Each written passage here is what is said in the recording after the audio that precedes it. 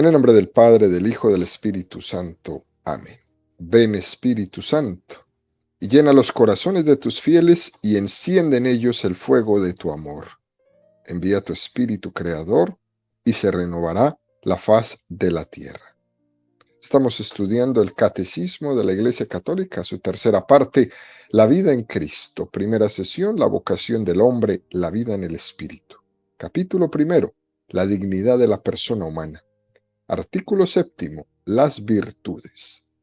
Estamos ahora en el segundo apartado de este artículo, donde el Catecismo dedica 18 números al tema que tiene como título las virtudes teologales, la fe, la esperanza y la caridad.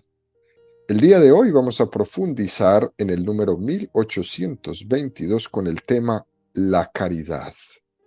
Explicaremos esta virtud de la caridad como fuente y cumbre de todas las demás virtudes. Número 1822 del Catecismo de la Iglesia Católica dice: la caridad es la virtud teologal por la cual amamos a Dios sobre todas las cosas, por Él mismo, y a nuestro prójimo como a nosotros mismos, por amor de Dios. Número preciosísimo, profundísimo, queridos amigos, que vamos a dedicar toda esta catequesis a profundizar.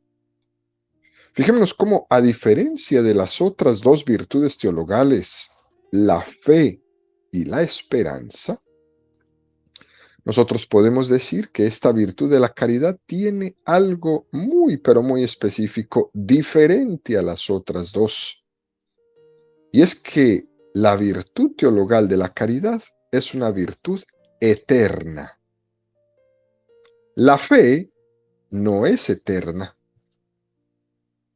La fe se hará visión, y entonces cuando yo vea a Dios, se acabará la fe.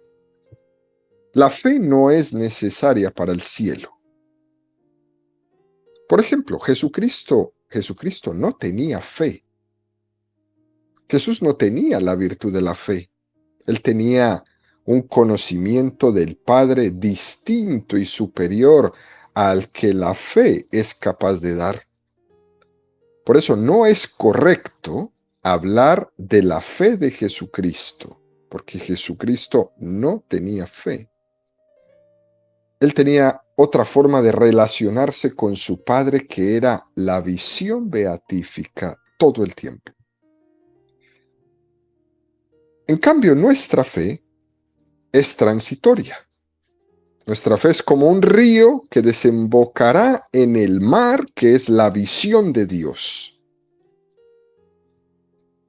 Lo mismo pasa con la virtud teologal de la esperanza. La esperanza también es transitoria. La esperanza se hará posesión.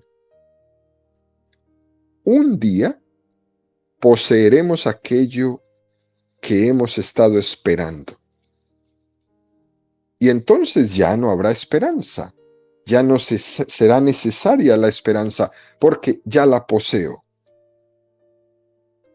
Sin embargo, la caridad es una virtud eterna. Ella permanecerá para siempre. Y por eso es que el Catecismo nos dice que es la más excelente de las tres virtudes teologales. Primera de Corintios 3:13. Ahora subsisten la fe, la esperanza y la caridad. Estas tres, pero la mayor de todas ellas es la caridad. Eso nos dice San Pablo. Si decimos que la esencia de Dios es el amor, y si yo soy imagen y semejanza de Dios, entonces viviendo esta virtud de la caridad es como yo me plenifico, es como yo soy yo mismo, porque es mi esencia. Luego, como Dios es amor, entonces amando es como el hombre se realiza. El hombre ha sido creado por el amor y para el amor. Es tu vocación el amor, es tu sentido. Si no amas, no te realizas, si no amas, tu vida no tiene sentido.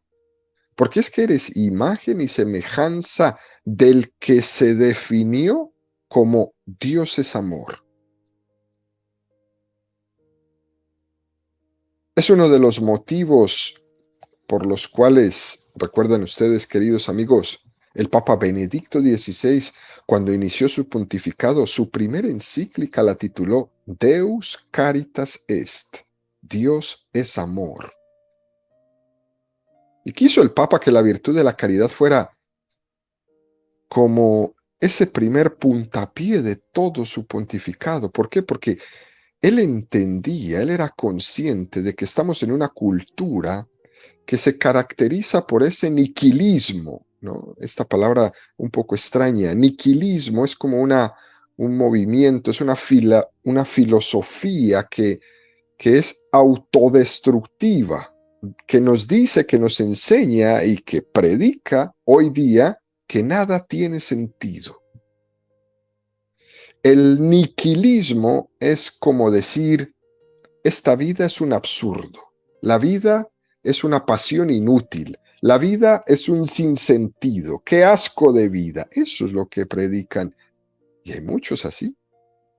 Y haciendo frente a ese niquilismo, el Papa Benedicto XVI quiso, en su primera encíclica, Dios es amor, recordarle a los católicos algo que es básico, que este mundo no es una equivocación, que este mundo tampoco es fruto de una casualidad, que este mundo no es un accidente, que este mundo es fruto del amor. El hombre solo se entiende como fruto del amor de Dios. Y si no es así, no se entiende. Por eso tanta gente tan distraída, tan despistada, tan enredada, tan enloquecida nos encontramos hoy día, porque es que no han entendido esto, que es lo básico, que es lo fundamental. El hombre solo se realiza en la vocación al amor para la que ha sido creado. Dios es amor. Y el amor da sentido a todo. De hecho, esta encíclica del Papa Benedicto XVI, Deus Caritas Est, ha marcado su pontificado, ¿no? Y además es que nos propone a nosotros como un camino para construir esa civilización del amor que hablaba Juan Pablo II antes de Benedicto XVI. Por tanto, queridos amigos, la definición que nos da el catecismo de la caridad es que es perfecta. La caridad es una virtud infundida por Dios para que amemos con todas nuestras fuerzas, para que amemos a Dios por sí mismo. Qué expresión tan fuerte esta. Amar a Dios por Él mismo. Y es importante entender y purificar esto, ¿no? Porque es frecuente que nos interese Dios en la medida en que nos sirve para nuestros intereses. Eso es muy común. Nos interesa Dios, nos sirve para lograr, por ejemplo, la convivencia pacífica en el mundo, ¿no? Nos interesa Dios en la medida que nos permite construir unos valores, etcétera, etcétera. Y por supuesto que esto es verdad. Por supuesto que la fe en Dios nos permite construir una sociedad más justa, sí, claro. Por supuesto, poner a Dios en medio de nuestra vida hace que vivamos en paz, claro que sí. Poner a Dios en medio de la vida hace que nuestra vida sea más digna, sí, eso es verdad. Pero todo eso tiene un riesgo, porque es que parece como si Dios no tuviera un derecho a ser amado por sí mismo, sino que Dios es amado porque nos da algo. Ese es el riesgo. que lo amamos es por los medios que de Él se me revierten. Y no lo amo por sí mismo, por ser Dios. Y entonces Dios termina usado. Terminamos utilizando a Dios. Así como muchas veces utilizamos a nuestros padres, ¿se acuerdan cuando en algún momento les hemos llamado y les decimos, querido papá, ¿me puedes mandar dinero? Ahí sí es querido papá. Querida mamá, ¿puedo ir a comer a la casa? Oye, pero si ayer me estabas gritando de cosas, que te ibas a ir de la casa, que no querías estar con nosotros, que nosotros te fastidiábamos. ¿Y por qué me llamas hoy a decirme si puedes ir a comer, a cenar? Me usas. Pero cuando no necesito, no les llamo nunca. Y eso no ha de ser así. No es cuestión de que me sirva, sino que descubramos que Dios es la fuente del amor, de la que hemos recibido la vida. Por tanto, mi relación con mi padre y con mi madre no es por lo útil que me sean o por las utilidades que ellos se me reviertan, sino por sí mismos. En una oportunidad, un teólogo de una tendencia bastante secularizada, de los cuales teólogos hoy día tenemos que poner muchísimo cuidado, dijo esto: a Jesús no le interesaba tanto la religión, a Jesús lo que le interesaba era la vida de la gente. ¿Eh? Y la pregunta que le podemos hacer a todos los que piensan así es muy obvia, ¿no? Y es que están contrapuestas las dos cosas. ¿O es que a Jesús no le interesaban también las cosas de su Padre? Y podemos poner el ejemplo de cuando Jesús estaba expulsando a los mercaderes del templo. Los discípulos recordaron eso que decía la Escritura: el celo por tu casa me devora. ¿Cómo que a Jesús no le importa la religión? Claro que sí. Si entendemos la religión como nuestra relación con el Dios verdadero y que nos permite enfocar y conducir el ser adoradores en espíritu y en verdad. ¿Cómo que no le va a importar a Jesús eso? Claro que le importaba, por eso expulsó a los mercaderes del templo, porque él quería que su Padre fuera glorificado y él quería ser glorificador de su Padre. Esas expresiones que escuchamos por ahí en la calle, personas que dicen, no existe religión verdadera o religión falsa, ¿no? Lo que existe es la religión que dignifica más o menos al hombre. Eso, esas definiciones son pura manipulación, pura ignorancia. Por supuesto que existe una religión más verdadera, porque es que Dios tiene que ser conocido en sí mismo y amado en sí mismo. Porque eso de que la religión es religión en la medida en que dignifica al hombre, eso es sacado de la manga para confundir. Porque es que el catolicismo, por ejemplo, no es una ONG, no es una organización caritativa, como muchos la quieren confundir. Hay personas que creen que la Iglesia Católica es solamente hospitales, asilos, escuelas. No, eso son consecuencias de...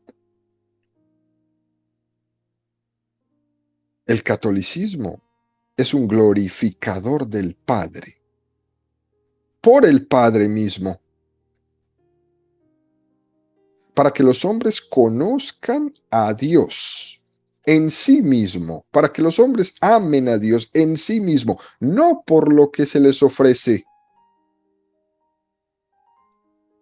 Por eso hay veces ver y concebir la iglesia como una organización, como una ONG que hace obras caritativas, se pierde, porque entonces van buscando muchas personas es que se les asista y no amar a Dios. Y ahí nos desenfocamos.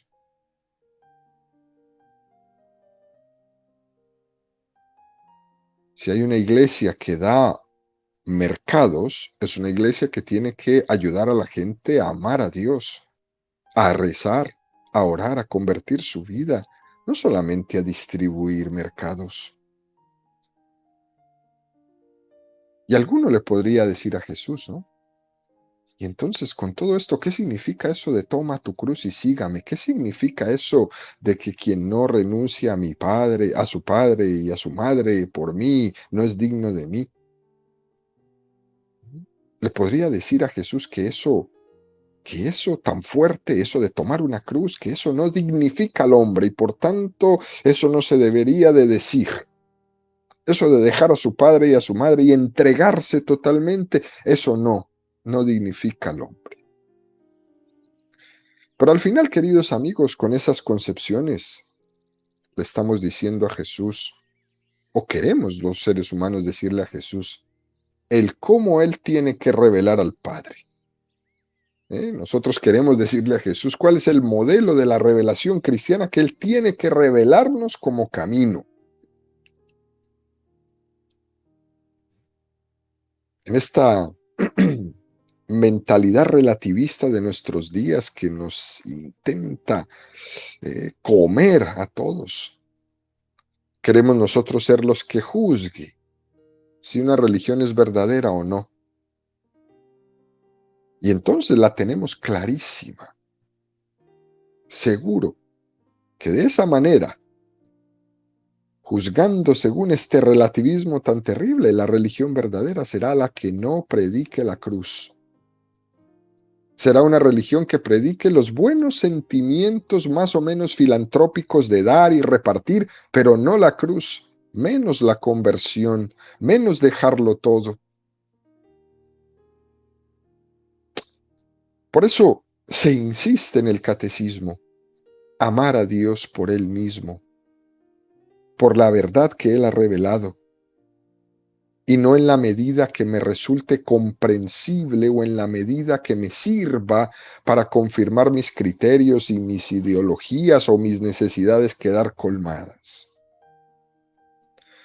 Por esto, queridos amigos, nosotros tenemos que poner mucho cuidado, porque sin cruz no hay verdadero seguimiento de Cristo.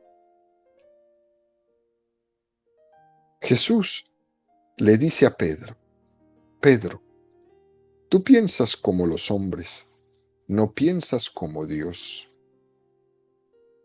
Y seguro que esta expresión, en ese momento cuando Pedro quiso alejar a Jesús de tomar su cruz, segurísimo que esta respuesta de Jesús le provocó en Pedro una crisis interior. Porque Jesús le hizo entender que Dios no es como él se lo imaginaba, que sus caminos no eran sus caminos, que Dios no es un Dios al servicio de su triunfalismo, de que todo le salga bien, de que todo sea exitoso, que los caminos de Dios son diferentes, que Jesucristo no predica triunfalismos, que Jesús predicó solamente tres cosas: cruz, rechazo y martirio. Pedro, ¿estás dispuesto a eso? Y cada uno de nosotros es ese Pedro. Cruz, rechazo o persecución, martirio. Por eso es importante, queridos amigos, nuestra adhesión a la verdad por sí misma, y no en la medida en que me sea más conveniente o no. Luego dice este número del catecismo, la virtud de la caridad es aquella por la que amamos a Dios sobre todas las cosas. Cosa tan hermosa, ¿no? Una afirmación fuertísima. Sobre todas las cosas. Y alguno, no falta, el que nos tacha de fanáticos. Dice, pero es que estos son unos fanáticos. Y así nos perciben muchas veces. En esta sociedad, esta tendencia tan mediocre de conformarse con la nada, con lo mínimo, con el pasar, con el día a día, con el no pensar que existe algo después de esta tierra. Esta afirmación de sobre todas las cosas suena a fanatismo y se ríen de nosotros que porque somos fanáticos. también les suenan fanáticos todos esos pasajes del Evangelio donde Jesús nos pide el radicalismo en su seguimiento. Y nos dicen fanáticos. Pero el tema está, queridos amigos, es cuándo una cosa es fanática o no es fanática. Fíjense que algunos diccionarios definen la palabra fanático. Por ejemplo, el diccionario de Cázares lo define así: el que defiende con apasionamiento creencias u opiniones, especialmente en materia de religión. Es un poco manipulada esta definición de fanático que nos regala este diccionario, porque Jesús defendía con pasión las cosas de su Padre. Porque es que tener pasión no quiere decir ser fanático. Por tanto, esta definición está un poco manipulada. Pero también está otro diccionario, ¿no? El de la Real Academia de la Lengua Española también define fanático de esta manera: que defiende con tenacidad desmedida creencias, sobre todo religiosas o políticas, preocupado o entusiasmado ciegamente por algo. Aquí hay otra definición un poco más interesante, ¿no? Ya entendemos que esas dos palabras, ciegamente y tenacidad desmedida, son dos cosas bastante negativas que pueden ahí sí ser clasificadas de fanatismo. Pero es que en el fondo, lo que está en el sustrato de esta cuestión, queridos amigos, es que nosotros a veces entendemos por fanático a alguien que tiene demasiada fe. Y hay aquí una cosa muy interesante. Porque la verdad es que no se puede tener demasiada fe. No se puede. La verdad es que no se puede tener demasiado amor y por eso la palabra fanático no funciona. Es que tú eres un fanático de la religión, pero ¿cuál fanático? Si no existe, no puedo tener demasiada fe como para ser un fanático. ¿Por qué? Porque todos siempre tenemos menos fe y menos amor del que deberíamos de tener. Por tanto, aquí de fanático ninguno. Siempre me quedo corto en la fe y siempre me quedo corto en el amor. Si no fuera así, este mundo sería otra cosa. ¿Te imaginas? Si nosotros pudiéramos amar en toda la intensidad, no habría nadie sufriendo. No habría niños con hambre. No habría una guerra ahora, dos guerras ahora al mismo tiempo, casi en los mismos lugares. No habría. Pero es que nos falta. Por tanto, aquí nadie es fanático de nada. En el amor y en la fe no hay. La fe y el amor son una virtud. Y por tanto es absurdo pensar que tengamos que tener cuidado de no tener demasiada virtud. ¿Te imaginas? Ten cuidado de no amar mucho, pero es que eso es absurdo. Ten cuidado de no creer mucho, pero eso es absurdo. Justo por no amar y por no creer es por lo que estamos así en nuestro mundo. Por tanto, queridos amigos, esto no es una cuestión cuantitativa. El problema no está en el exceso de amor a Dios, porque nos quieren hacer pensar que debemos ser equilibrados en la fe y en el amor, y nos dicen, hay que tener fe, pero no demasiada, hay que amar, pero no demasiado. Lo que hace el fanatismo que sea malo no es tener mucha fe, sino que lo que hace malo al fanatismo es lo cualitativo, son las desviaciones en la fe. Porque una cosa es que la fe supere la razón y otra cosa distinta es pretender que la fe sea contraria a la razón. Por ejemplo, ese suicida que se pone un cinturón de dinamita y se vaya al centro, a la plaza y se revienta. Eso no es que supere la razón. es que eso es contrario a la razón, es contrario al sentido común. Eso es una fe equivocada. Por tanto, eso que invoca ese suicida a cometer ese acto, no es que tenga demasiada fe, no es que tenga demasiado amor, sino que tiene una fe equivocada.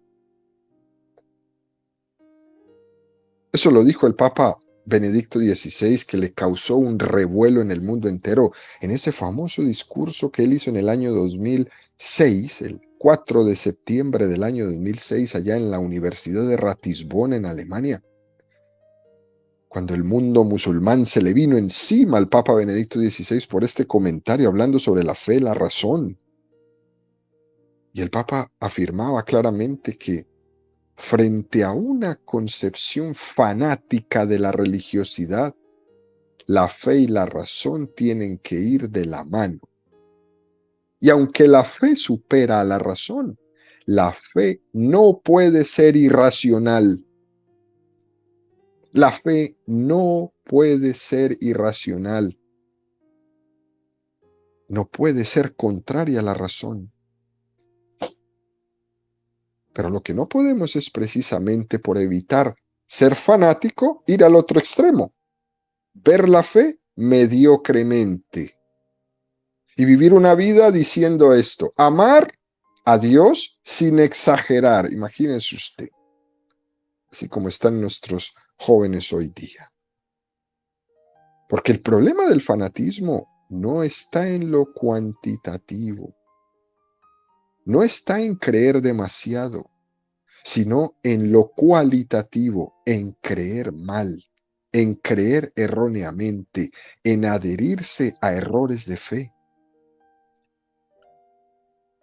Porque fíjense, queridos amigos, cuando uno está adherido a la verdad revelada en Cristo, uno no tiene ningún problema ni ningún peligro de amar demasiado o de creer demasiado.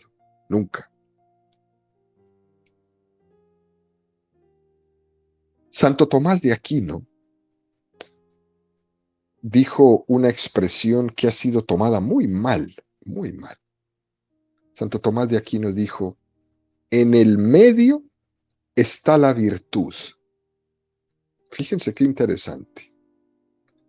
Pero al hacerle una falsa interpretación de eso que dijo Santo Tomás, muchos han tomado esta frase para justificar la mediocridad, para justificar la tibieza. Y se han quedado con esa frase. Pero no es así. La virtud, queridos amigos, exige totalidad. La perfección exige totalidad. Eso lo dijo Aristóteles hace muchísimos siglos. Santo Tomás lo que hizo fue tomar esto que dijo Aristóteles y decir, no basta con ser un poco generoso, no basta con ser un poco paciente, hay que ser plenamente generoso y plenamente paciente y plenamente en todas las virtudes. La virtud exige totalidad, la perfección exige totalidad. Un joven que va a la escuela no se puede conformar con sacar un 6 cuando puede sacar un 10. No basta con ser un poco estudiante, hay que ser un excelente estudiante. No basta con ser un trabajador, hay que ser un excelente trabajador. Por tanto, cuando dice el primer mandamiento, amarás a Dios sobre todas las cosas, eso no es ningún fanatismo, eso no es ninguna exageración. Ni se puede invocar malinterpretadamente la frase de Santo Tomás de Aquino que en el medio está la virtud. Por tanto, hay que amar a Dios en totalidad, pero no a medias. A medias no es el camino. La interpretación correcta que hay que darle a la frase de Santo Tomás cuando dijo, en el medio está la virtud, no se refiere a la intensidad de la virtud, sino a las obras concretas a través de las cuales se pone en práctica la virtud. Por ejemplo, nosotros tenemos que ser plenamente piadosos. Es decir, que la virtud de la religión hay que vivirla en plena intensidad. Nosotros no podemos ser un poco religiosos, no. Nosotros estamos llamados a ser plenamente piadosos. Pero a la hora de discernir, si tenemos, por ejemplo, que hacer 5 minutos o 5 horas de oración diarias, habrá que entender que en el medio está la virtud y que habrá que optar por un tiempo intermedio donde se nos permita orar, profundizar nuestra vida de oración, sin desatender las otras obligaciones que tenemos en nuestra vida. Por eso es que yo no voy a ir a trabajar porque tengo que rezar. No, tú reza y tú trabaja. Es que no puedo rezar porque tengo que trabajar. No, tú trabaja y reza. Tienes que tener el justo equilibrio. En el medio está la virtud. Lo mismo con la virtud de la caridad o con cualquier otra virtud. Yo tengo que ser caritativo, sí, siempre. Pero eso no quiere decir que tú tienes que ir a sacar el dinero, todo el dinero que tienes en tu banco para dárselo en caridad a alguien, desatendiendo que ese dinero era para darle la comida a tus hijos, pagar la casa, pagar la escuela, pagar tus responsabilidades que tienes. Y tú no puedes gastarte eso en otra cosa desatendiendo tu primera prioridad. Por eso es importante tener presente que no es lo mismo la intensidad en la virtud, que siempre debemos intentar que sea la máxima, y otra cosa son los medios a través de los cuales la ponemos en práctica. Sería falso interpretar que es más caritativo el que dio todos sus ahorros a los pobres dejando en la calle desamparada a su familia. Ese no fue el más caritativo. El más caritativo es el que entregó a los necesitados lo que con el discernimiento del Espíritu Santo sabía que podía entregar sin desatender sus responsabilidades primarias.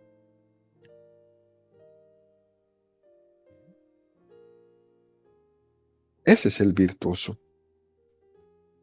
Por eso, queridos amigos, amar a Dios sobre todas las cosas, con todo tu corazón, con toda tu alma, con todo su ser, lo mantenemos. Y eso no es una exageración extremista.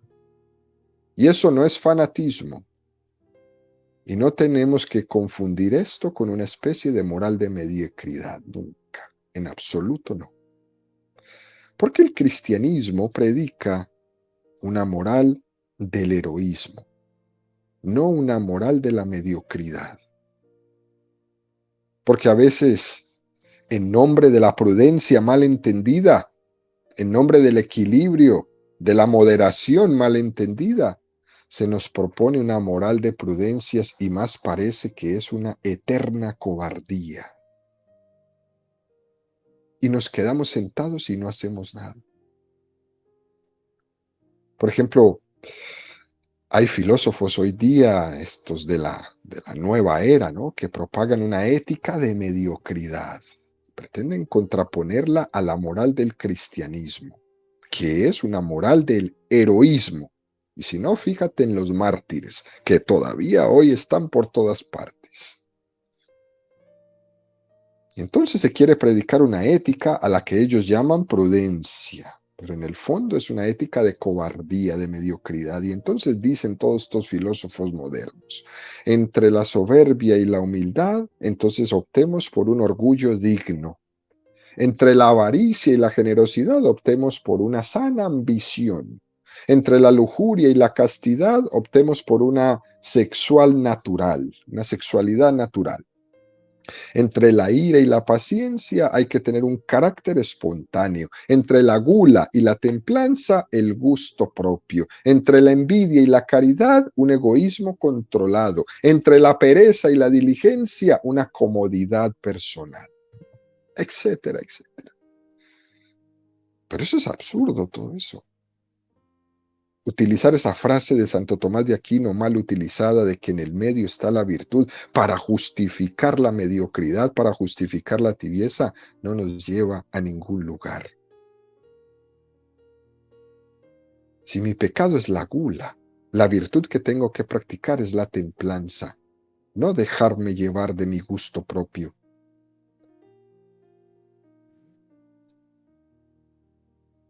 Si mi pecado es la pereza, la virtud que tengo que practicar es la diligencia, no tener una comodidad personal.